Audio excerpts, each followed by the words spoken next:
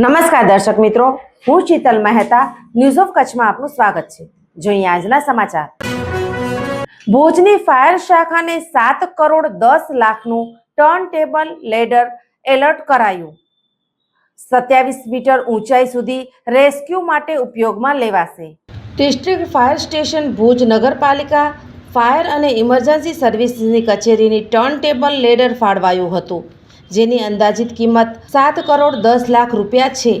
આ turn table લેડરની ખાસિયત છે કે 27 મીટર જેટલી ઊંચાઈ પર કોઈ વ્યક્તિ ફસાઈ હોય કે હાઈ રાઇઝ બિલ્ડિંગમાં આગ લાગી હોય અને ફાયરમેન ત્યાં સુધી પહોંચી ન શકે તેવી શક્યતામાં આ TTLના બૂમની મદદથી ફાયર ફાઇટિંગ તેમજ બચાવ કામગીરી કરી શકાય છે। તેમાં 2500 લીટર કેપેસિટીની વોટર ટેન્ક પણ છે, જેની મદદથી ફાયર ફાઇટિંગ પણ થઈ શકે છે।